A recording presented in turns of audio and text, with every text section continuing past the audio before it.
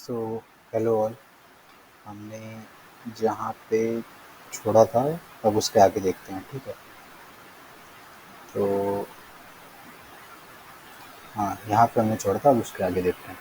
देखो, मैं क्या कह रहा था ना कि अगर तुम्हारा जेंगो का ये पहला प्रोजेक्ट है तो जनरली ऐप लेवल और प्रोजेक्ट लेवल में समझने में थोड़ी सी दिक्कत जाती है।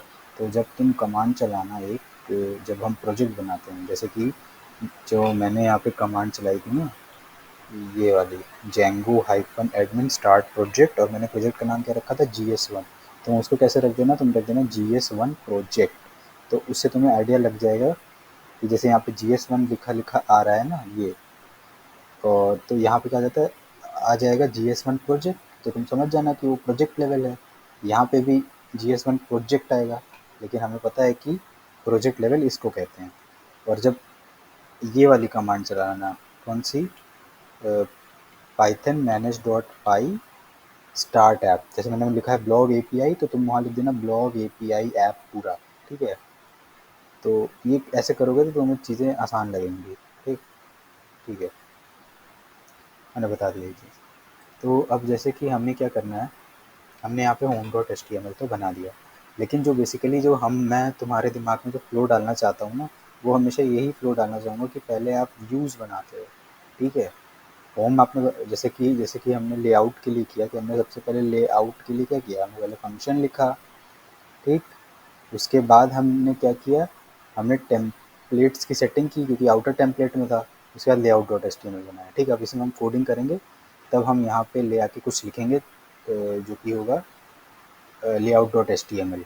तो वो रेंडर हो जाएगा layout dot H T M L, ठीक है। वो देखेंगे तो समझ में आएगा। इसी तरीके से home dot H T M L मैंने यहाँ पहले तो बना दिया टेम्पलेट्स के अंदर। ऐप के अंदर क्या बनाया मैंने, टेम्पलेट्स बनाया है, टेम्पलेट फोल्डर के अंदर home dot H T M L बनाया है। लेकिन मैं चाह रहा था ना कि तुम्हारे दिमाग में फ्लो बना रहे कि सबसे पहले हम कहाँ पे क्या बनाते हैं। अ, अभी के लिए समझ लो, सबसे पहले हम क्या बना रहे हैं, व्यू बना रहे हैं, फिर हम टेम्पलेट्स में कुछ काम कर रहे हैं, ऐसे समझो, ठीक। जनरली क्या होगा कि तुम पहले व्यू बनाओगे, फिर यूआरएल बनाओगे, फिर हम टेम्पलेट बनाते हैं, ऐसे समझो। मतलब इस फ्लो को थोड़ा समझना पड़ता है, बस फ्लो समझना है इसमें, और कुछ। कि हमने क्या किया, हमने सबसे पहले अब हम व्यू बनाएंगे, फिर उसकी यूआरएल्स बनाते हैं हम। अभी तो फिलहाल हमने नहीं बनाई हैं, ठीक है। फिर हम यूआरएल्स बनाते हैं, फिर जाके हम टेम्पलेट्स बनाते हैं। ऐसा मैं चाहता हूँ फ्लो तुम्हारे में मेंटेन रहे शुरुआत में, जिससे तुम्हें आसानी हो। बाद में तो तुम किसी भी फ्लो से, जब एक बार आ जाती चीज़ें तो किसी भी फ्लो से तुम कर ही लोगे। लेकिन शुरुआत में ऐसा फ्लो रखो कि व्यू बनाएंगे, फिर यूआरएल्स बनाएंगे उसकी, फिर टेम्पलेट्स बनाएंगे, ठीक है। जब तक फॉर्म्स डॉट पाई फाइल नहीं आती। चलो ठीक है, आगे देखते हैं। अब इसका नाम क्या रख देंगे, होम। होम रख दिया, और सिमिलरली इस तरह रिक्वेस्ट, जैसे ऊपर लिखा है वो, और फिर रिटर्न रेंडर, ठीक। फ्लो याद है ना, पहले व्यू बनाना है, फिर यूआरएल्स बनानी है, फिर हमें एचटीएमएल फाइल्स बनानी है, ठीक है। ये फ्लो मैं थोड़ा आगे चेंज करूँगा, लेकिन तुमको याद रखना है ये चीज़, एम्फोसाइज कर रहा हूँ, याद रखना है, ठीक है। तो यहाँ पे लिखेंगे रिक्वेस्ट, ठीक है। अभी रिक्वेस्ट के आगे कॉमा देख के हम क्या लिखते हैं, हमारी home dot H T M L, मतलब जो हमारी H T M L file होती है वो, ठीक है।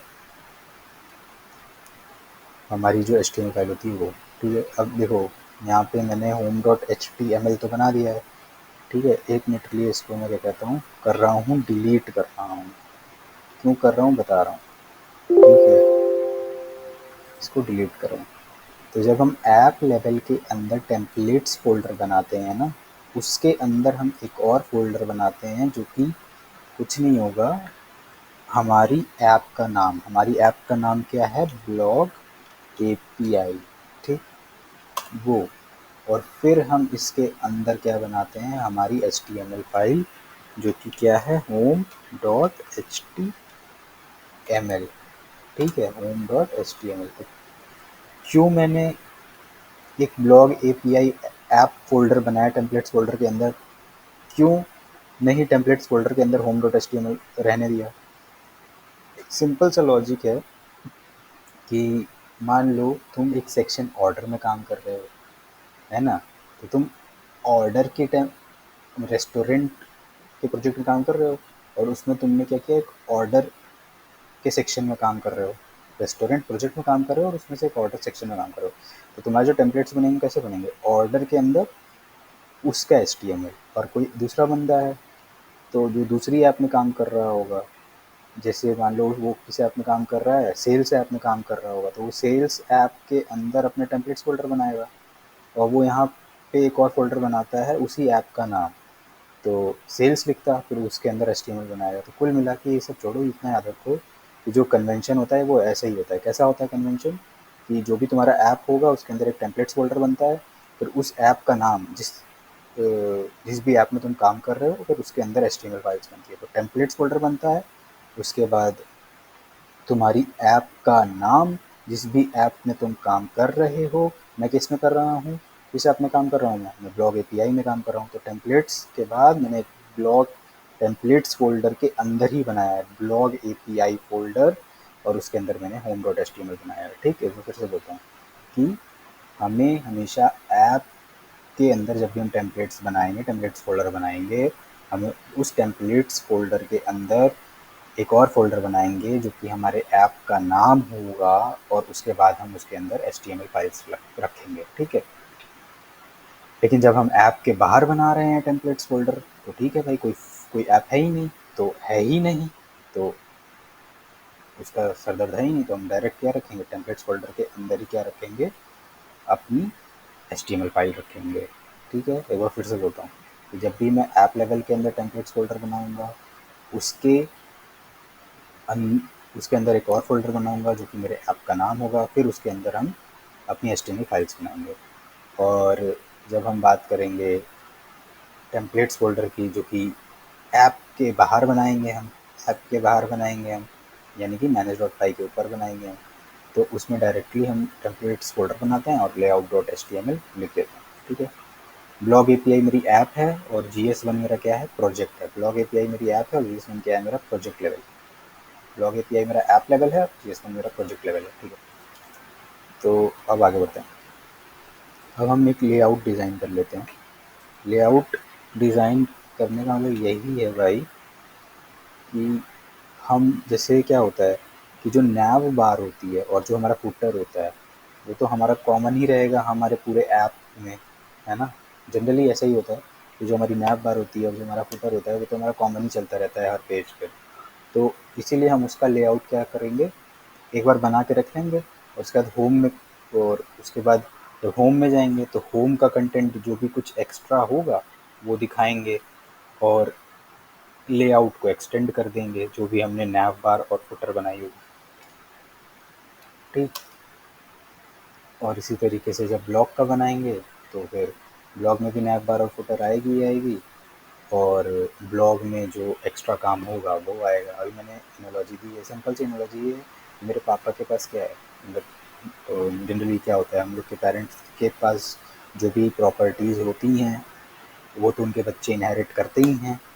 ठीक, और जो उन बच्चों के पास एक्स्ट्रा रहता है वो उनका हो जाता है। ठीक, सिर्फ उन बच्चों का हो जाता है एक तरीके से, ऐसे समझ लो एनालॉजी। जब लेआउट जल्दी से बनाते हैं तो हमारे पास 3 सेक्शन हमेशा बनते हैं, तो सेक्शन की जब भी बात आती है तो हम डिव टैग का यूज़ करेंगे। एक हो गया हमारा फुटर के लिए, सॉरी एक हो गया हमारा नैव बार के लिए, एक डिव टैग हो गया हमारा फुटर, हमारा जो बीच में कंटेंट दिखता है उसके लिए, और फाइनली हमारा एक डिव टैग हो गया हमारे फुटर के लिए। ठीक है, एक किस लिए हो गया, हमारा फुटर के लिए हो गया। ठीक है, तो सबसे पहले हम देख लेते हैं अपने इसको, नैव बार को देख लेते हैं। ठीक है, तो जो नैव बार है उसमें क्या क्या सेक्शन रख देते हैं। सबसे पहले तो हम रख देते हैं जो हमें चाहिए था, जो मैंने तुम्हें प्रोजेक्ट दिखाया था, एप्लीकेशन दिखाई थी, उसके हिसाब से जो नैव बार में जो पहला सेक्शन आएगा वो होगा हमारा होम के लिए, मतलब ऊपर होम दिखे। तो यहाँ पे क्या आ जाएगा, अभी href नहीं डिफ़ाइन करेंगे हम, मतलब href अभी नहीं लिखेंगे कि उस होम को क्लिक करके हमें किधर रीडायरेक्ट होना है, हम अभी उसका पाथ नहीं लिखेंगे, ठीक है। एचरेफ एट्रीब्यूट अभी हम नहीं डिफाइन कर रहे हैं, ठीक है। अभी बस वो होम दिख रहा होगा वहाँ पे। अभी मैं उसको जब क्लिक करूँ तो अभी वो उसका पाथ, या मैं उसका पाथ नहीं बता रहा हूँ कि क्लिक करने के बाद मुझे कहाँ जाना है। अभी बस उसको मैं वैसे ही बना रहा हूँ, ठीक। उसका पाथ हम अभी बहुत बाद में देखेंगे, करेंगे तो आएगा, ठीक है। एक हो गया इसके लिए, होम के लिए। एक किस लिए हो जाएगा, एक हो गया हमारे मान लो ब्लॉक्स के लिए, सॉरी यहाँ पे लिख दिया, एचरेफ अभी हम नहीं डिफाइन कर रहे हैं, हमने बोला ही है। एक होगा हमारे इसके लिए, सॉरी, एक होगा हमारे ब्लॉक्स के लिए, ठीक है, ठीक है। और एक हम बना लेते हैं कि जैसे कि हमने बात की थी लॉगिन लॉग आउट का सिस्टम होगा, तो उस नैव बार में क्या दिखना चाहिए, एक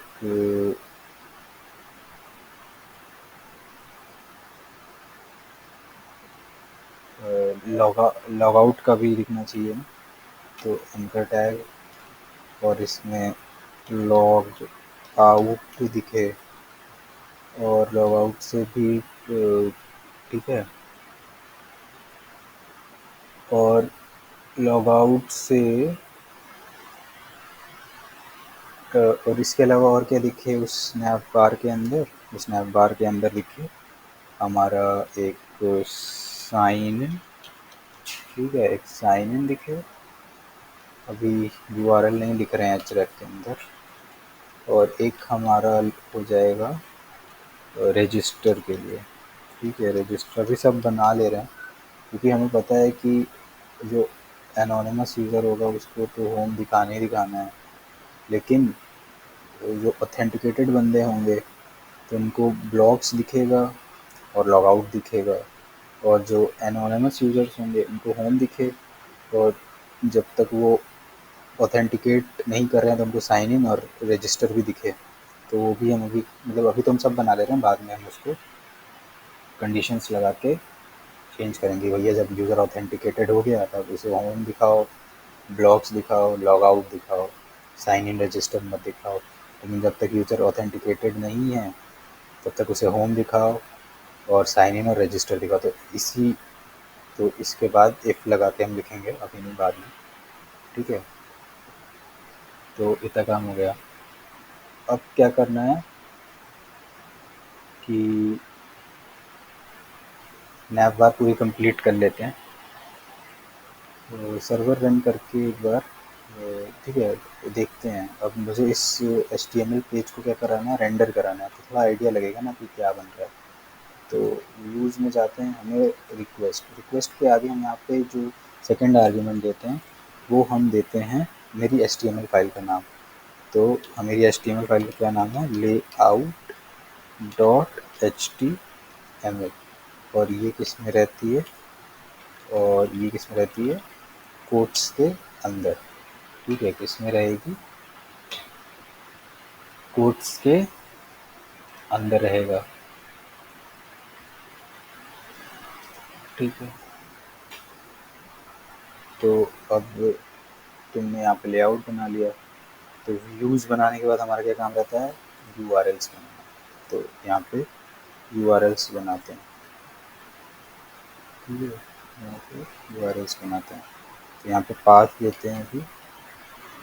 जब कुछ नहीं हिट हो रहा हो तो, अच्छा, कौन सा व्यू चलाना है, व्यू मतलब कौन सा फंक्शन चलाना है।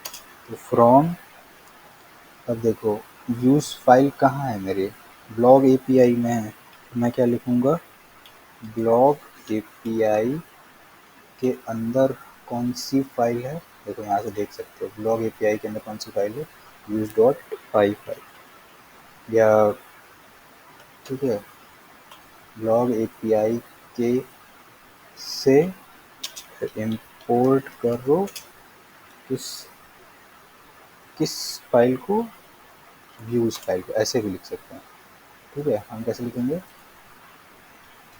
ऐसे लिखेंगे कि फ्रॉम मेरी ऐप का नाम, से इंपोर्ट करो व्यूज़, या हम जनरली कैसे ऐसे भी लिख सकते हैं क्योंकि तुम उस करंट ऐप में ही काम कर रहे हो, तो ब्लॉग एपीआई ना लिख के हम डॉट लिख देंगे कि डॉट का मतलब क्या होगा, करंट ऐप कौन सी है मुझे, ब्लॉग एपीआई से इंपोर्ट करो व्यूज़ को, ठीक है, दोनों तरीके से लिख सकते हो। तो मैं डॉट लिख के बता दिया तुम्हें, इसके पहले इसकी ब्लॉग एपीआई लिख दिया जिससे तुम्हें क्लियर हो जाए कि अच्छा ब्लॉग एपीआई, इसका मतलब ब्लॉग एपीआई के अंदर से व्यूज़ फाइल को यहाँ पे इंपोर्ट करा जा रहा है, करंट ऐप से व्यूज़ फाइल को इंपोर्ट करा जा रहा है। ब्लॉग एपीआई में व्यूज़ फाइल तो है ही, किस फाइल में इंपोर्ट किया जा रहा है इसको, यूआरएल्स का, किस फाइल में इंपोर्ट किया जा रहा है इसको, यूआरएल्स का। तो व्यूज़ डॉट व्यूज़ डॉट, मुझे कौन सा रेंडर, ये लेआउट दिखाना है, ठीक है, लेआउट दिखाना है। अभी तो बाद में वैसे भी मैं लेआउट को हटा ही दूंगा, लेकिन अभी क्योंकि मैप बार देखनी मुझे कि क्या क्या चेंजेस करना है, इसलिए मैं उसको रेंडर कर रहा हूँ। तो फ्लो क्या है, पहले आपको यूज डॉट पाई फाइल बनानी पड़ती है, उसके बाद आपको यूआरएल्स फाइल बनानी पड़ती है, ठीक है। यूआरएल्स फाइल में जैसे ही हिट जैसे ही लोकल होस्ट कॉलम 8000 हिट होगा तो ये यूज डॉट लेआउट चलेगा, ठीक है। और ये फंक्शन जो रिटर्न करेगा वो हमें मेरे ब्राउज़र पे देखने को मिलेगा। चलो देखते हैं कि अब हम अगर ये हिट करेंगे तो हमें क्या दिखना चाहिए, हमें लेआउट का कंटेंट दिखना चाहिए। देखते हैं ऐसा हो रहा है कि नहीं। अच्छा, सर्वर चल रहा है कि नहीं, ठीक है, सर्वर ही नहीं चलाया हमने, तो सर्वर चला लेते हैं पहले तो सर्वर चलाने के लिए जो कमांड आती है वो क्या आती है, सर्वर चलाने के लिए कमांड आती है वो होती है पाइथन मैनेज डॉट पाई रन सर्वर, ठीक है, और एंटर। तो सर्वर रन हो गया। अब लोकल होस्ट पर 8000 को हिट करते हैं, एंटर करते हैं, तो देखो यही बनाया था, देखो यही तो बनाया था लेआउट में। जब हमने बात की तो हमने यही तो बनाया था, home blocks logout sign in register. तो देखो ये हमें दिख भी रहा है, home blocks logout sign in register. देखो मैं थोड़ी एक चीज़ क्लियर करना चाहता हूँ, सबसे पहले तो एक चीज़ क्लियर करता हूँ फिर नया बार बनाते हैं कि, ठीक है, कि क्या होता है कि जब लोकल होस्ट कोलन 8000 हिट हो रहा है, लोकल होस्ट मतलब 127.0.0.1 कोलन 8000 पे यहाँ पे आ जाएगा। लोकल होस्ट का मतलब क्या होता है, सिंपल 127.0.0.1, ठीक। तो जब ये हिट हो रहा है लोकल होस्ट कोलन 8000, तो मेरे प्रोग्राम का कंट्रोल पहले कहाँ जा रहा है पता है आपने, पहले वो जा रहा है प्रोजेक्ट लेवल की यूआरएल्स फाइल में। प्रोजेक्ट लेवल क्या है, हमारा GS1 है, उसकी यूआरएल्स फाइल में जा रहा है। और ये जो पाथ है, ये इसमें मैंने कुछ पास नहीं किया, मतलब लोकल होस्ट कोलन 8000 ही आ रहा है यहाँ पे। जब भी हिट किया, सबसे पहले हिट किया तो वो कहाँ आया, प्रोजेक्ट लेवल की यूआरएल्स में आया, और उस यूआरएल्स में ये पहला खाली रखा हमने। तो ये इन यहाँ पे लिखा क्या हमने ब्लॉक, यहाँ से कहाँ चला जाएगा, यहाँ से वो चला जाएगा आपकी ऐप की यूआरएल्स में, और ऐप की यूआरएल्स में भी ये पहला पहला पाथ हम खाली ही छोड़ते हैं जो, ठीक। और इस पाथ पे कौन सा फंक्शन चले, लेआउट फंक्शन चले, और जो लेआउट फंक्शन जो रिटर्न कर रहा है वो हमें क्या दिख रहा है, वो हमें दिख रहा है, ये देखो मैंने लेआउट नहीं तो बनाया था, अभी तो रेंडर हो रहा है, ठीक है। तो फिर से बताता हूँ एक बार कि जब हमारा लोकल होस्ट कोलन 8000 हिट होता है, ठीक है, तो सबसे पहले प्रोग्राम में कंट्रोल जाता है आपके प्रोजेक्ट लेवल की यूआरएल्स में। वो देखता है कि अच्छा ये पहला पाथ खाली है, मतलब कि ये लोकल होस्ट कोलन 8000 वाला ही पाथ है, तो यहाँ पे किस ऐप के यूआरएल्स में जाना है, ब्लॉग एपीआई के यूआरएल्स में जाना है। तो वो जाता है, ठीक, वो गया ब्लॉग एपीआई के यूआरएल्स में। अब वो देखता है यहाँ पे कौन सा फंक्शन चलाना है, यहाँ पे खाली मतलब लोकल होस्ट कोलन 8000 है, तो यूज डॉट ये लेआउट फंक्शन चलाना है। अच्छा, लेआउट फंक्शन जो रिटर्न करेगा वो मुझे क्या करना है, वो मुझे अपने ब्राउज़र पे देखने को मिल रहा है, बस यही बताना। ठीक है, तो अभी सर्वर रन करने दो। ठीक है, सर्वर रन करके छोड़ दो। अच्छी चीज़ नहीं होती है कि सर्वर रन करके काम करना, लेकिन ठीक है मुझे कुछ देखना है तो ठीक है उसको करते हैं। ठीक है, एक चीज़ और कि अब मान लो तुम्हारा दिमाग चल रहा होगा, तुम्हारा दिमाग कह रहा होगा कि अब मान लो लोकल होस्ट खोलने 8000, अब हो सकता है ना कि ये जो होम बने, इस यूआरएल में आता है होम बने, तो उसका पाथ अब कैसे दोगे? अब ये हमेशा उसका पाथ कैसे दोगे? Slash home. मान लो ये पहला पाथ है, जब दूसरा पाथ बनाओगे होम का, तो हम यहाँ पे लिखोगे क्या? स्लैश होम नहीं, home slash views dot home. तो जब भी तुम लोकल होस्ट कोलन 8000 के बाद हिट करोगे स्लैश होम, ऐसे हिट करोगे ना स्लैश होम, तो हाँ स्लैश होम, तो क्या होगा कि प्रोग्राम कंट्रोल फिर से ये तुम्हारी कहाँ जाएगा? प्रोजेक्ट लेवल की यूआरएल में जाएगा। तो प्रोजेक्ट लेवल की यूआरएल से आपके ऐप लेवल की यूआरएल्स में आएगा। ऐप लेवल की यूआरएल से आने के बाद वो जो फंक्शन जो लिखे होंगे होम स्लैश, वो चल जाएगा। अभी करेंगे तो समझ में ज़्यादा आएगा, लेकिन मैंने बता दिया। ठीक, तो अब तुम्हारे दिमाग ये भी चल रहा होगा कि अगर कोई और ऐप होती तो, जैसे मान लो यहाँ पे तो ब्लॉग एपीआई एक ऐप है, एक और एपीआई होती, एक और ऐप होती ब्लॉग एपीआई 1 करके ऐप होती, तो उस टाइम हम पाथ जो देते हैं वो यहाँ पे ये पूरा वैसे ही रहेगा।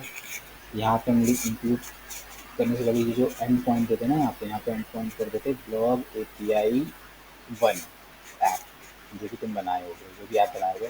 मान लो ब्लॉग एपीआई ऐप 1 बनाए, मान लो तुम्हारी जो तुमने सेकंड ऐप बनाई है वो है ब्लॉग एपीआई 1, तो तुम वहाँ पे लिखते इसको कि ब्लॉग एपीआई 1 स्लैश, ऐसे करके तुम स्लैश लगा देते, फिर इंक्लूड कर देते ब्लॉग एपीआई 1 की यूआरएल्स, तो तुम फिर से उसका पहला पाथ खाली छोड़ते। पहला पाथ खाली छोड़ने का मतलब, जैसे यहाँ पे क्या करे हो, ब्लॉग एपीआई की यूआरएल्स में ये पहला खाली छोड़ो ना, तो वहाँ पे भी तुम्हें खाली छोड़ना पड़ता है, फिर उसके अकॉर्डिंग वो चलता, जो भी फंक्शन चलाना होता है। तो फिलहाल वो तो आगे की बातें हैं, अभी यहीं से इसको समझते हैं। ठीक है, तो अब लेआउट डिज़ाइन कर रहे थे तो लेआउट डिज़ाइन करते हैं। तो होम हो गया, ब्लॉक्स हो गया, साइन इन रजिस्टर हो गया। अब क्या करते हैं कि मुझे कुछ सीएसएस लगानी है, तो सीएसएस लगाने के लिए हमें क्या करना पड़ता है, हम अपनी जो टेलविंड की क्लासेस यूज़ करेंगे। ठीक है, तो उसको कैसे करते हैं वो देख लो।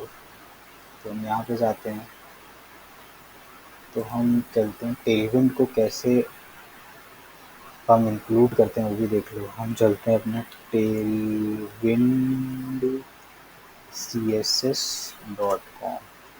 ठीक है, कहाँ चलते हैं? टेलविंड css.com पे, और वर्जन में 3.4 मतलब क्या था वो, जो भी था, इससे कर देते हैं, ध्यान नहीं दिया। अभी वर्जन 4.0 चल रहा है इसमें, हम कहाँ जाएंगे? वर्जन 3.4.17 पे इसको क्लिक करेंगे, और फिर क्या करेंगे, नीचे आते हैं। ठीक है, सॉरी, यहाँ पे चलते हैं। ये जो गेट स्टार्टेड लिखा है उस पर क्लिक करो, उस पर क्लिक करो। उसके बाद Tailwind CLI using post CSS framework guides, play student पे क्लिक करो। प्ले स्टूडेंट पे क्लिक करने के बाद क्या करो, ये जो पूरा जो पाथ है उसको कॉपी कर लो। ठीक है, ये पूरा पाथ है इसको कॉपी कर लो, और फिर क्या करो, अपने layout.html में जाओ, हेड टैग के ऊपर ले जाके इस पाथ को पेस्ट कर दो। ये जो टेलविंड से तुमने उठाया, अभी यही तो उठाया था, इसको यहाँ पे आके पेस्ट कर दो। और फिर क्या करो कि सजेशंस चाहिए रहते हैं मुझे, तो सजेशंस मेरी अभी टेलविंड की क्लासेस किसको याद रहती है, तो मुझे सजेशंस चाहिए। तो उस सजेशंस के लिए अपने टेम्पलेट्स फोल्डर में आके हम एक राइट क्लिक करते हैं और एक फाइल बनाते हैं जिससे कि हमें सजेशंस मिलें। वो है tailwind dot config dot js करके एक फाइल बनाते हैं, इससे हमें सजेशंस मिलने लगेंगी। ठीक है, तो अब हम इतनी CSS यहाँ से लगा पाएंगे।